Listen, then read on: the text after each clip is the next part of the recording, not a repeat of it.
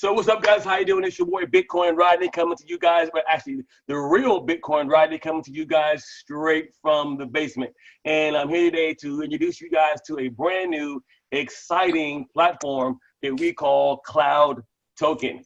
You guys are gonna get a great overview of what Cloud Token is, how you can earn while you learn, earn while you sleep, and learn to be a crypto millionaire, or just earn.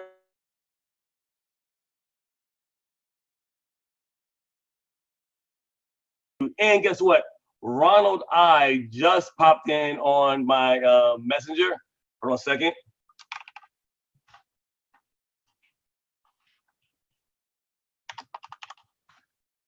I was just typing back to him. That might be him right there. Let me see. Is that you, Ronald Aai? Did you just pop in here? Let me make you see. Let me see. 1 second. If Ronald Aai popped in, guys, we gotta get him in here first, because he is the man, he is the creator of this. Ronald Aai. Let me see.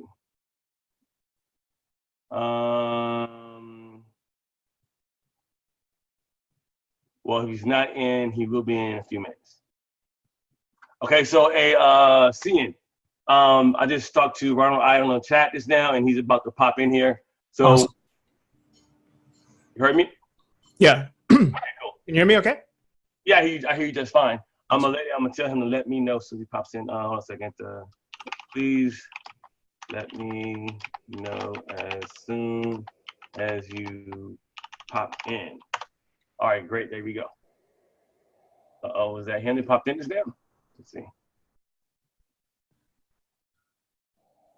We're just popping in like crazy. Hey, there he is. Okay, guys, Godzilla has just entered the building. Let me make Godzilla the host. Make host. There you go. So Ronald Aai, you are now Godzilla, you are now the actually main attraction. Haha. Hi. Hey. Hey, Ronald. Good. So sorry for the lateness. Just woke up. Hey, thank you very much. And it's 9 a.m. where you are, and I definitely appreciate that. It was the last minute, and but do your thing, man. You do you. Okay. So how do you want to start this?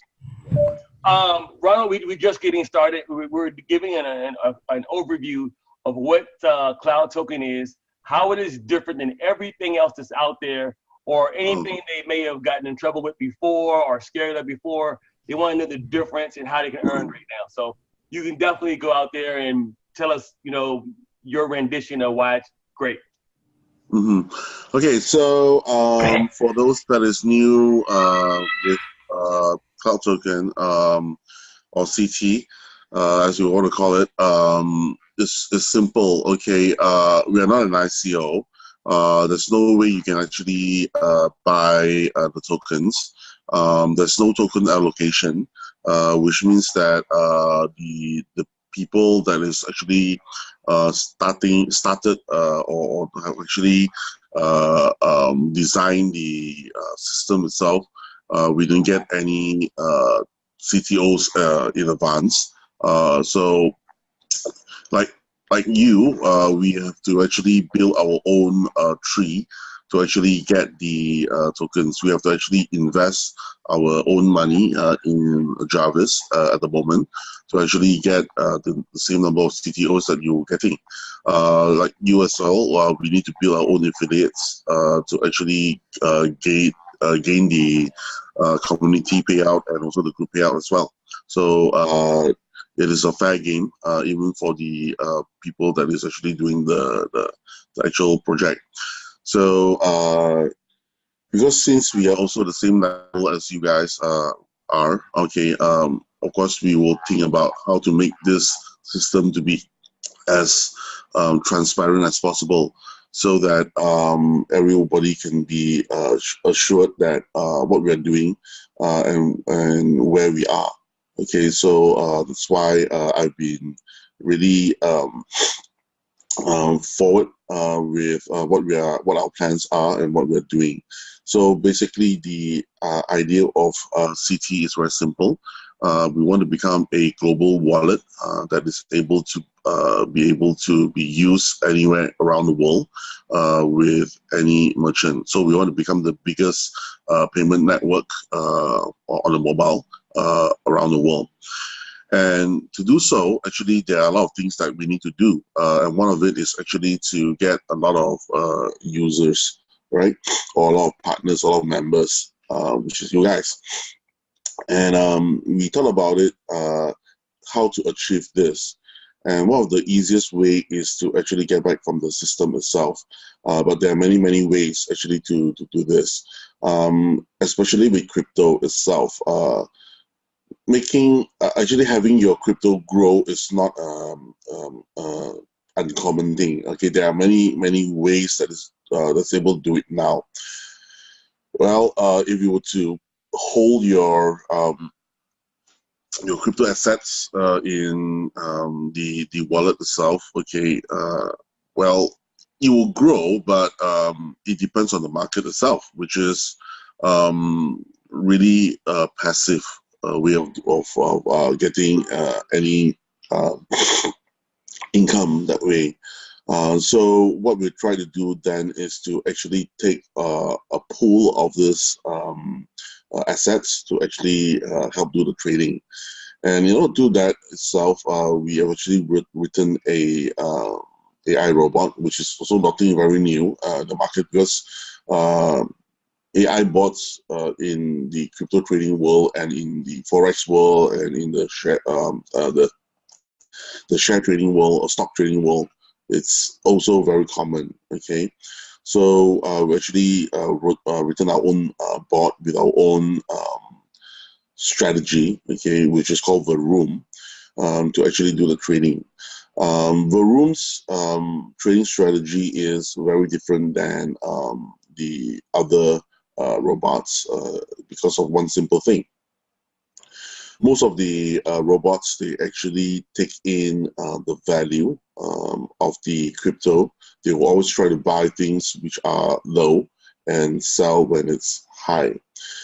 It is always a good strategy if you have a low AUM or asset under management. Okay, if you're trying to sell like 0.1 Bitcoin or 1 Bitcoin or anything under 20 or 30, it will really not make a dent into the market itself.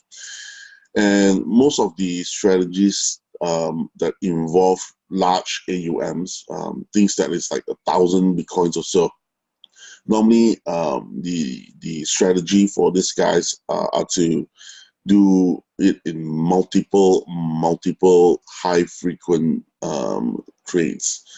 But the problem with those is that the fee of each trade itself is going to be high, significantly higher. Even though it's 0. Let's say if you are level, let's say 8 in Binance, if it's 0.015 something percent, right? Is still going to be expensive if you were to accumulate or accrue or compound all of these fees together. So the strategy that we are doing is a bit different. So we would buy in large volume to push the market up, and in order to liquidate or to sell, we would normally either we do what we call a crypto pairing arbitrage. So on the same network itself, okay, we were to see or calculate through the different pairs how much of quantity of the other coins that we're going to get in extra. So remember, the trading strategy that we're having is based on quantity, not on the value. Okay, so to us itself, a Bitcoin which is $250 versus a 180 bucks Ethereum is still one Ethereum to us. When you put in one Ethereum to us, we have to give you back one Ethereum regardless the price that it is. right? So our strategy is to grow that Ethereum itself, okay, day by day. So the strategy that Jarvis has is to actually grow the number of quantity regardless of the price. So that's one thing. And in order to actually prove that particular point, because it's quite a different way of thinking and it's a different way of doing things, we have to show the members, okay, how this is done. So that's why I actually open up the Binance account from time to time to actually show how much we are trading. So, Binance has this level thing whereby you have to trade a certain number of Bitcoins in about 30 days. So to get into level 7, you need to have at least traded over 100 plus thousand, okay, Bitcoins in 30 days. And we have actually traded over 120,000 Bitcoins in the last 30 days.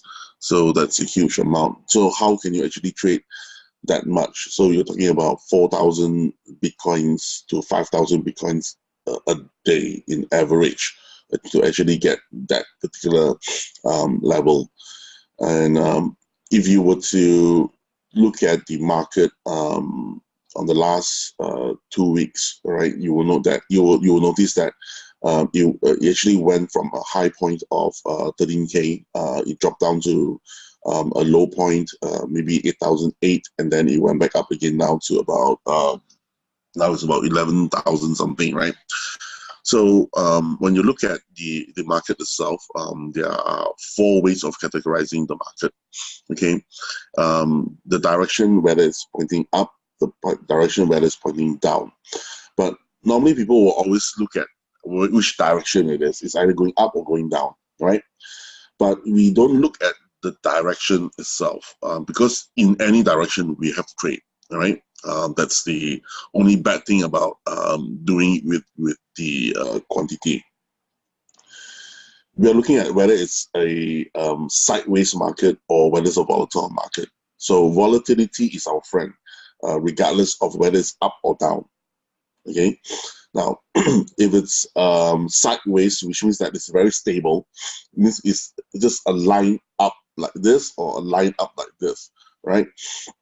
It's going to be very difficult to trade because the volatility is very low, and the margin between each volatility is so low that we are unable to do a lot of trades. Okay, which means that we have to hodl a lot, and the amount that is traded is actually quite fixed, and we cannot hit 4,000 a day, then our level will drop. Okay, so but if you look at the last 2 weeks, right, the market, regardless of the direction that it is in, okay, is quite volatile. You're looking at a plus 2,000 to minus 2,000 in a couple of hours, minutes. And in one day itself, you can have maybe 20 times the swing from a plus 500 to a minus 500 or 1,000 or 2,000, right? Which is very good for us. Because on this type of swings itself, the robot is able to do a trade. And as I showed yesterday in one of my posts, in just the last couple of hours of trading yesterday, we have made about 5% of our AUM. Our AUM is about 150 million in size, and 5% on that day itself is really, really a good, a huge feat. So that is on the bot itself. And of course, to able to show you guys how things work, we have to show the Binance account, which I've done as well. And one thing about how our price is settled or set is like this. We have actually 2 different wallets. The first wallet is the trading wallet itself. So the trading wallet is the wallet whereby Varoom, which is our I can say our the brain behind the trading. Okay, you actually allocate assets. Okay, based on its calculation or based on the signals that is generated from all the exchanges and the pairings, and it will actually spawn Jarvis, or the trading robot, to actually trade on based on these pairs and signals. So this wallet itself is called a trading wallet. This is where most of the assets that is being added into the system sits. Okay, and when all this trading is going on, each of the robot that is spawned, or Jarvises that is spawned, has a target to achieve. So we call it a performance target, and once the Jarvis hits this performance target, it will actually shut down. And when it shut down, the amount of profit that it earns will be transferred into this pool. We call it the reserve pool. The maximum for a month is 6 to 12%. Okay, so if we were to make 50% in that particular month itself, all the additional revenue, okay, is actually kept back in the trading pool. All right, as a backup or reserve in case that the reserve wallet itself will. Because a lot of people will do a withdrawal or conversion, and it's all from the reserve pool. Now, the reserve pool is the wallet which is the most important here. Okay, because the number of assets that we have in there is what is backing the CTOs. The CTOs, we have two numbers. The first number is the total supply, which we don't need to look at it. We only look at the total circulation, what is in the market itself. And based on the total circulation that is available, okay, it needs to be supported by the number of assets that is accrued or compounded in the particular reserve wallet itself. That's how the price correlates to each other. So like a stable coin itself, which is backed by only local currency or foreign currencies, okay, we are backed fully by the cryptos that we actually trade in, okay, which is the 6 major cryptos. That's how the price of the CTO is set, okay, and because we are trying to become accredited as a financial institution, okay, in Australia, there are a lot of requirements that we need to follow. And one of the requirements is to actually get an FSL license. And to get the FSL license, or financial service license, from ASIC Australia, one of the things that we need to do is to get a certification for ISO 27001, which is more about security and business continuity and things like that. So let's talk about business continuity. So business continuity is very simple. If in case the servers blows up, let's say in Amazon, okay, how is the business going to continue to run? Okay, that's why we are working closely with 3 partners. The first is AWS, which most of our bulk of our servers are, and we are also working with Microsoft Azure, which is the new cloud provider that we're using. Okay, and another backup ones which we have in Malaysia. All right, so these are the 3 providers that we're using. Okay, on the firewall CDN portion of it, we're using a ISO 27001 certified WAF, web application firewall, which is called Cloudflare, being used by almost any big guys under the sun now. There's only not so much of choices around for big guys. Either we use Akamai, the firewall, or we can use Cloudflare. So we're actually using Cloudflare now. So 27001 has many requirements as well. So at least we actually got those done. And one of the other things that we need to do is on our security of the internal staffs, how we handle our passwords, how we handle our data, and things like that. So these are the things that we need to conform to. And in the FSL as well, we need to actually work on we need to get certified for PCI DSSS, which is the way we handle personal data. But luckily, it's because we're not using our own servers. We're using servers which is from Amazon and this Microsoft. So they are already PCI DSSS certified. So we are working through that. So on the progress of getting the ISO certification, we have already started the audit, and we have one guy that is very knowledgeable with all these audits, is working on it. Hopefully we get it very soon. So the first step is to get the 27001 ready, and then we actually conform for the FSL. And once we have the FSL, we can become an ADI. ADI stands for Accredited Deposit Institution, which means that I can start receiving fiat or local currency or foreign currency to actually do traditional investment.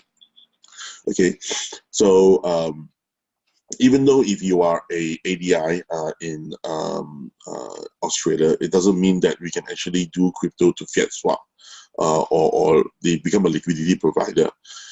So what we are doing is we are actually getting a certification from CESA, which is in Philippines, to have our own OTC and our own exchange. We're also working on that now. This week itself, our lawyers are actually next week. Our lawyers are flying from Melbourne to Kuala Lumpur to have a sit down to see where we are, and also on the things that we need to do, to have this license in our asset. Okay, so once we get this license, what can we do? Okay, very simple. We can actually have a legit merchant program, which can help merchants liquidate their cryptos instantly. So merchants itself are not exposed to the volatility of the crypto market. Let's say if I am an owner of a coffee shop and I were to use a crypto POS from, let's say, CT, okay? Let's say you would accept CTOs or Bitcoin or Ethereum or whatever. If you were to hold the Bitcoin or the crypto asset in your inventory, you are exposed to the volatility of the market, which is not very profitable, but it's quite dangerous for a particular merchant. So especially when the merchant itself does not have so much of liquidity in their own ecosystem. So basically, what we are doing is, okay, because if you are a merchant itself, you are paying in fiat to your suppliers and you're collecting crypto, you would run out of liquidity very soon. Our POS system does that conversion for you. Okay, basically, if I am the merchant, I can set that 90% of the cryptos accepted will be turned into local currency or into a fiat currency, whereby 5% of the income that is collected will sit back in a wallet itself, which I can deal with later. So when someone goes to your coffee shop and pays with crypto, okay, it gets sent to our OTC to liquidate into US dollars or whatever, and it's sent to your bank account, the merchant's bank account within 1 to 3 days, depending on the working hours, and depends on the bank actually, but it's still within 1 to 3 days, which is quite. It's not as fast as peer-to-peer OTCs, but it's one way to actually to get in a legit way of doing things. Okay, the reason why is we're actually paying tax for you through CESA, which you can actually, for US probably not so much of a issue, but for Southeast Asian countries, there are these double taxation laws, which you can actually deduct tax from your sales tax. So we are actually working with this in Southeast Asia first before we figure out how we can actually make it viable for the US to actually do this. So our merchant program itself works this way. It does the liquidity as well. Unlike some of the other projects where they are a merchant pause itself keeps the crypto and the merchant itself needs to liquidate themselves. So that's one thing that is rolling out. And because there is a transaction involved and there's OTC involved here, all the profits actually goes into the reserve pool directly. Now, as I said in the earlier point, the reserve pool itself will affect one thing, which is the price of the CTOs. So if I'm not giving out CTOs, but the asset itself increases because of the profits made from OTC and the rest of the other things that we'll push out, okay, means that the price itself will go up. So that's what we are doing. And of course, we are also having a lot of other projects that is going to affect the ecosystem directly, which is to push out our MasterCard by actually mid of this month.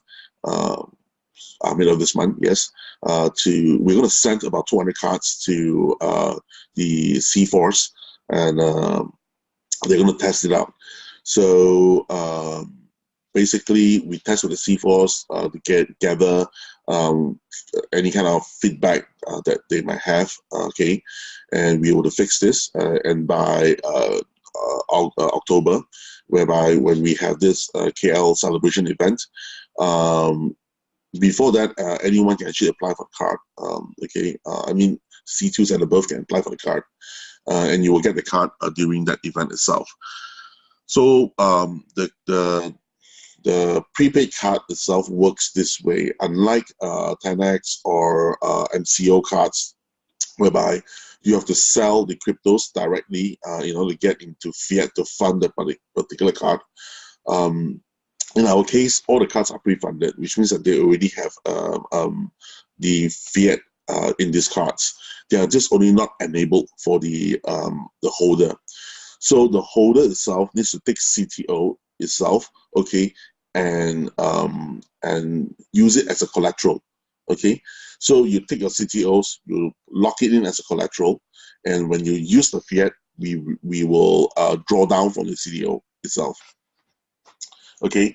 So you don't actually sell to me, you actually hold it into collateral, and if you were to pay back in the fiat, which we also have another interface to do that, then the CTOs don't get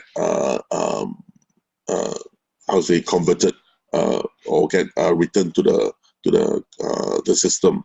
Okay, the whole actual entire flow itself will release together with the documentation or the leaflet or the leaflet that comes with the card itself.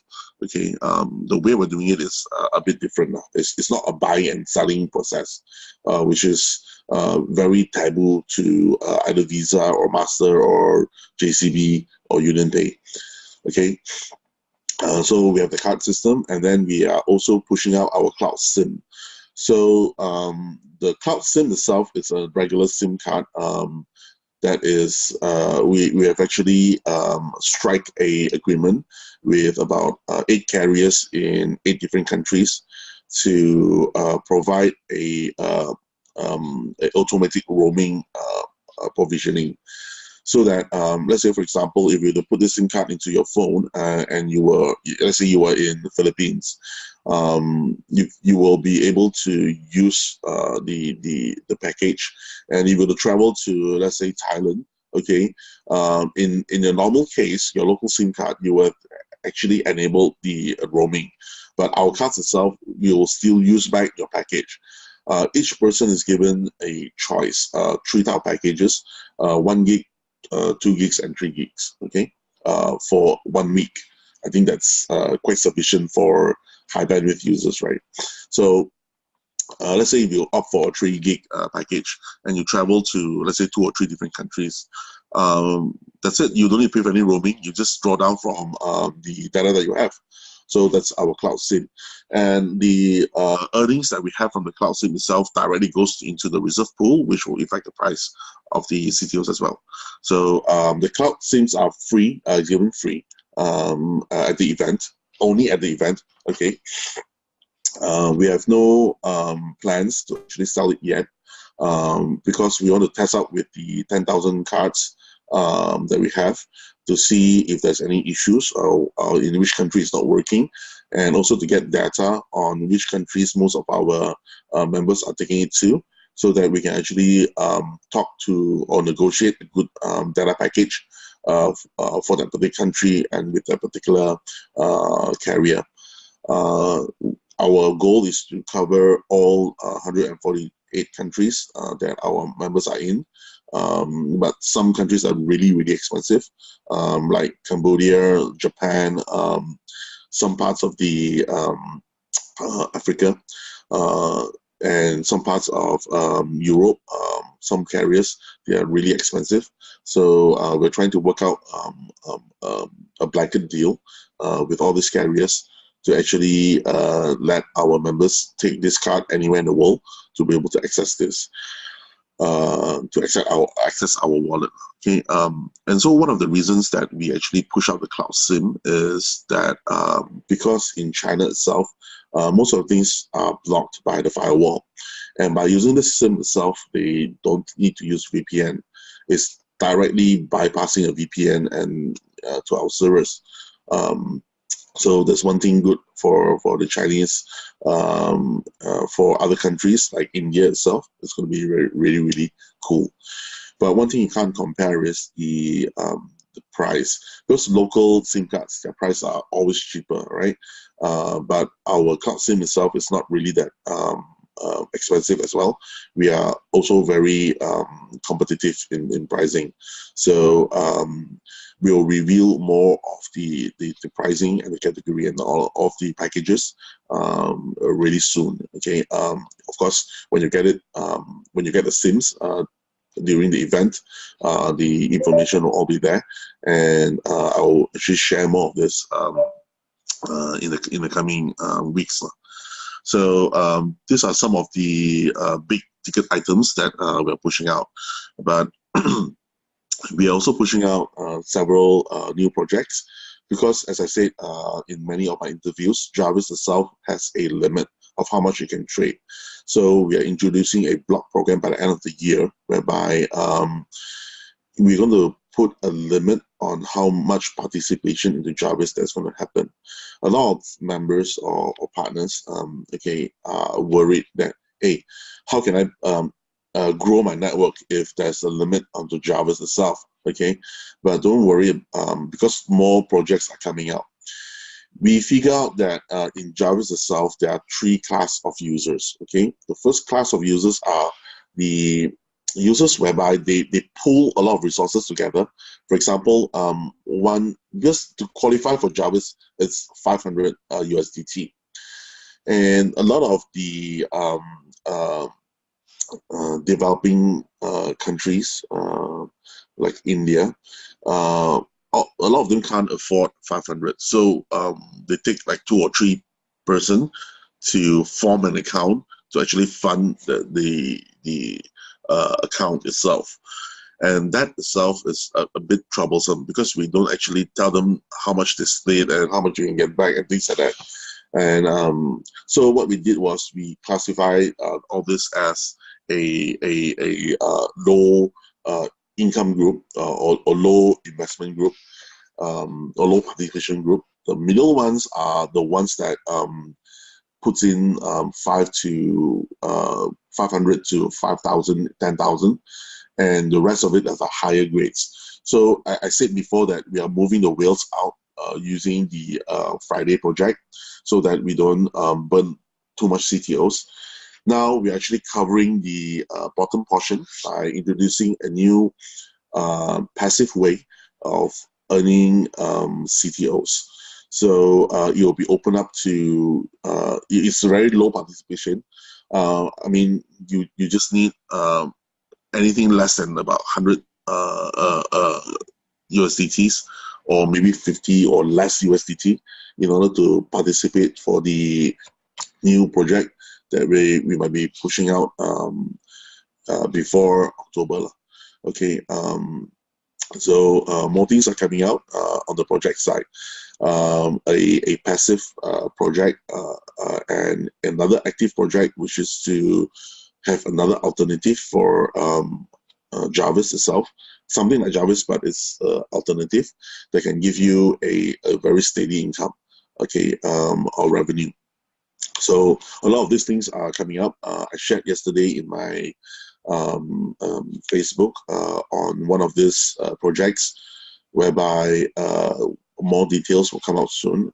Can't share it with you now, as we ourselves are figuring out how to properly introduce this without affecting the rest of the other projects, and how the affiliate program is going to be affected if we were to introduce the passive program to be out.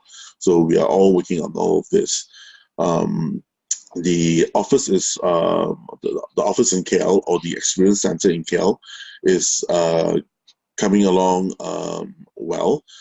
We did our 5th revision of the interior design. Of course, when we first started, it's the first huge office that we actually own. We own the office itself. It's not rented. We actually bought the place, and it's, you know, with like your first home, right? You try to make it as grand as possible, as big as possible. So one of the ideas was to not use any walls, but we cover every wall with a wall mounted we call it the video wall. So but this has proven to be quite costly for us. So we only covered part of it with the video wall, which is on the training floor.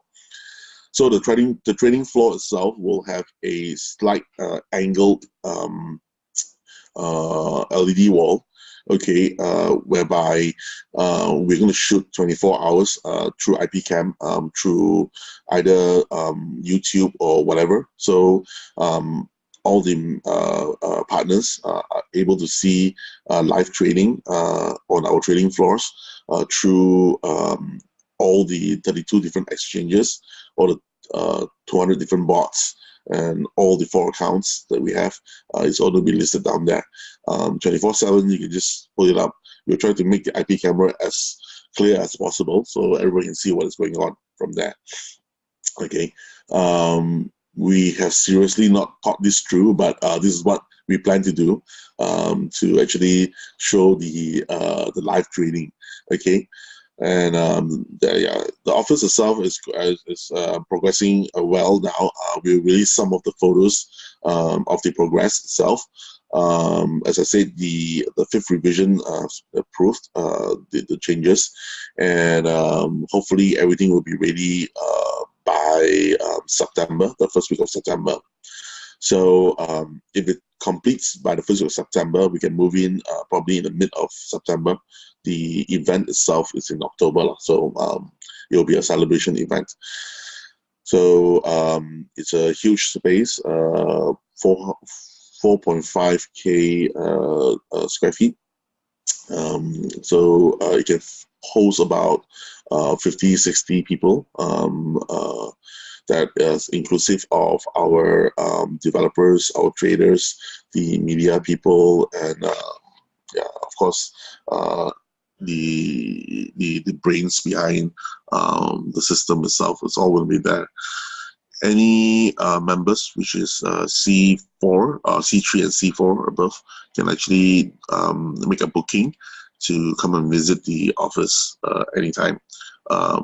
Yeah, it's a 24 hours office, so anytime when somebody's there. Okay. So that's the office. That's the event. basically, I think I've covered most of it. Anything else that you guys want to know? Yeah, hi, Ron, it's Cian. Hi, Sian. How are you? Long time. Great. See you again Yeah. in a couple months. You mentioned something last month, I'm not sure if it was you or one of your guys, about being able to use the cloud token for travel to Malaysia. Is that still Yeah. in the works? So basically, we have been hard at work to actually get the OTAs to be ready, but the OTAs are calling us mad because we are trying to link this up in such a short amount of time. But we are actually doing it and we're pushing it forward. So the first thing that we are doing is to handle for our own event first. Matt has been really hardworking. He has basically talked to all the 4 stars, 5 stars, and 3 stars hotel around town. All right. And we have got such a great package ready for anyone who actually wants to come to the KL event, celebration event, which we will package it with accommodation. So that's the first short introduction, or the first experience that we're going to push out through the OTA program itself. For the booking of plane tickets and things like that, for that OTA integration itself, hopefully we can get it ready by September, so that you guys can actually start to book the plane tickets as well. For the hotels itself, we are packaging it together with the tickets.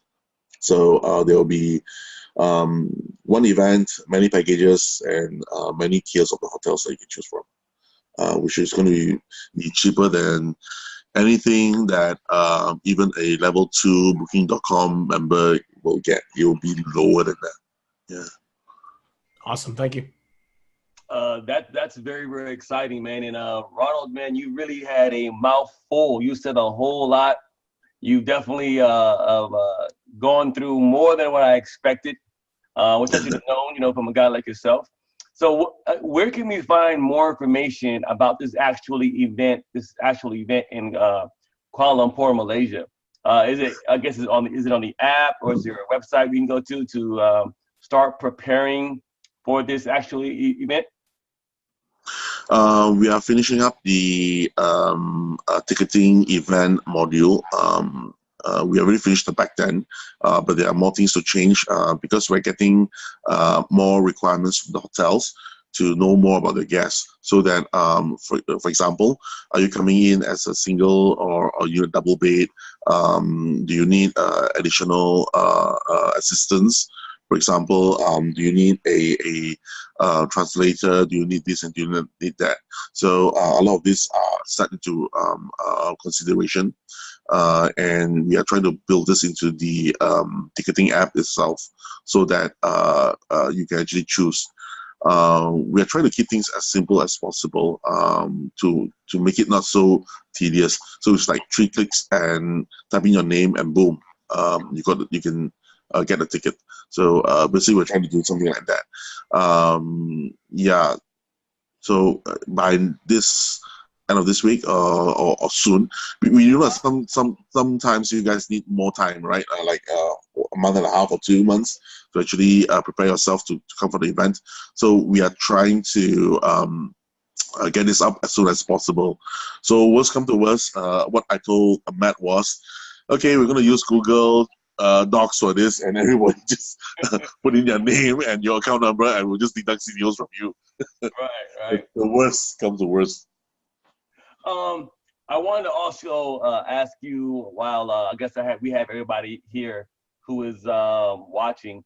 A lot of some of the biggest questions I get is about our cloud wallet. When will we be able to have our own private key? People are just concerned about, they want to make sure that it's going to be here forever, or they're able to have access to their funds if anything should ever happen, just for transparency reasons. I mean, I get it, but for those coming on brand new who've had bad experiences in the past, definitely want to know what's in place to make sure that they're safe in the future, or if that's possible. Ethereum private keys are already given to the members. So, and as I said earlier on, we're using this time to actually gauge what are the feedbacks we have. As we, predicted, for the first 2 weeks, everybody was applauding for it. Yay, we got our private key now for Ethereum. And come the last 2 weeks, I've lost my key. Yeah. We have got so many users coming back with us that they lost their key. And then what we told them is, sorry, we can't help you. And they have been crying and shouting and cursing. But we told them that, if you lose your keys, there's not much we can do because only you yourself have the key. So this got us thinking back at our drawing board. How can we make it sure that once I give you a key, you can remember it? I mean, for the developed countries, right? I think all of you guys, it's easy. You know what to do. You know how to actually keep it safe. But for the multiple members on one account issue, and if you were to give a key, who holds that key? And if one guy takes the key and run away with all the assets, then it becomes a CT problem, not their own problem. So these are the things that we are facing. And that's why we have actually held back on releasing some of the other keys for the other wallets until we actually figure out how we can actually settle this issue. We can always take the high road, say that, oh, no, fuck it, I'll just give you all of the keys. Okay, but trying to become a global wallet which everyone can use, we can't really do that, you see. So that's the dilemma that we are facing now, and we are trying to work out with our team to actually see what we can do here. All right, yeah. I mean, I definitely understand that. You can't. It's hard to please everyone at one time. I definitely get it. And Ronald, I know you just got up. What I'll do is before I let you go, I'll just ask anybody here if they have any more questions they want to ask the creator of this token. Any questions before he goes back to sleep, because it's 9 a.m. or it's 10 o'clock a.m. in Kuala Lumpur. So here we have a main man, Huey Rose from the UK. Yeah, how you doing, Rodney? Yeah, it's great listening to you. I just want to know what is in place for people that is on the other side of the globe, like in Europe. Is there anybody in Europe right now that's actually in tune with what they're doing? And is there any compliance issues for people that are coming out of Europe? Because we're always getting the US dollar amount and the US how much it is to join, but has those regulations been checked out to see whether or not we're actually allowed to join on board? Because we've got regulations here on anything that we do. There's a different type of guidelines you've got to go through when it comes to certain opportunities that are not coming out of the UK. Huey, right? Huey, yeah, Huey. Okay, hi. Hi. Yeah, so basically, number one, we're not dealing with any local or foreign currency, not USD or not pound. We're dealing with USDT, which is a form of stable coin, which is also considered as a crypto. So it's purely crypto to crypto. Yeah, it's just a crypto exchange, crypto exchange without fiat intervention. So we're safe on that accord. But for more details on how to make it more legit for all of the other countries, by next week itself, when our lawyers from Melbourne come, we will be talking to them on how to make it more legit for the other places. Okay, so this is what we're going to do. And actually, we have got a stack of things that we need to do in order to conform at the pre-round. And some of this was to actually remove certain words. For example, we always call ourselves Cloud Token Wallet, right? And part of it is to remove the word wallet and token. So that's why we have to rebrand ourselves from CT into something else called Cloud 2.0. I think the Asian side has been promoting this Cloud 2.0. So that's what one of the things that we need to do. A lot more changes are coming, so don't be don't freak out that, hey, oh, where is CT gone? It's still the same thing, but we just actually changed the logo, a bit upgrade to the logo, and also the name itself. We're dropping the word token and wallet itself for more to be less ambiguous. Okay. Then there are also other things that the lawyers has actually advised us to do. Instead of using the word deposit or whatever, we just use join and that. So there are a lot of things on the app itself which we need to rephrase and reword it. And also on the contract, side of it, we need to come up with a end user license agreement plus a investment contract from Essex, which is a standard piece of document contract which users have to approve.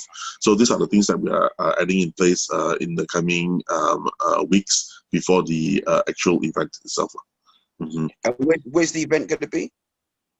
It's going to be in Kuala Lumpur in October. Okay. Yeah. First week of October. Mm-hmm. Thanks a lot. You appreciate that. Nice one. So is there anyone else here that like Huey or anyone else has any questions they want to ask the creator, or anyone else here about Cloud 2.0? So feel free to unmute yourself right quick and ask a question. Do not hold back now. Now you have a chance to actually ask the creator what's going on, what's on your mind, and which you may be concerned about. So before he leaves. So I'm really excited he woke up this morning to even get on my actual Zoom. So I really appreciate that. So guys, get your questions out now before he falls back asleep. When do you plan to come to Europe? I'm going to Warsaw end of the month, to Poland. So there's a plan to actually hit London, but I think that it's been postponed. We will see if we can actually come to London. If any of you guys were to arrange for the event, you can contact us so that we can actually make the plans for it. Okay, I'll be in contact with Rodney and yourself in regards to that. Nice. All right, cool. Anyone else? Hey, Ronald, how about you coming to the United States, like maybe Washington D.C., where I'm at? We have plans to be in Canada around mid of October.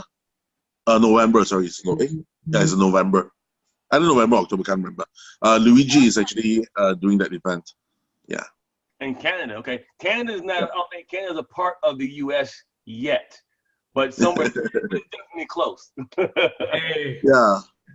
Yeah, they're saying that, somewhere in between, whereby, maybe from Seattle, you can just drive all the way up. Yeah, there you go. I wouldn't have a problem, coming to Canada. I think Cian is in Canada, so I'll go up there and see Cian and a few of my other friends, Big Dano. More than welcome, guys. You know what I mean? So, hey, Ronald, I'm gonna let you go, man, because you've been on here for an hour, going through great in-depth detail, and information that I never even thought was even possible. I'm not that smart yet, but I'm getting there. I guess what we'll do is we'll catch you on the next webinar or Zoom when we have time. You're always welcome. And we'll make sure that you're wide awake the next time we invite you and in your sleep. But I really want to appreciate you stopping by and blessing us with your presence and giving us all the new information and the crazy new things that are coming forward with Cloud 2.0. Yep. Okay. Just check out the app from time to time. There'll be more new upgrades. There's another new wallet coming up. Another new crypto coming up, which will be really, really fun. All right. So yeah, until next time. Okay. Bye, guys. Thanks, Ronald. Thanks, Ronald. Thank you. Okay. All right, guys, we're still here. We're not going anywhere. CN, you still have work to do. What I'm gonna do is I'm gonna stop the video right quick. I'm gonna stop the recording right quick. Hold on a second. Stop. I stopped the recording.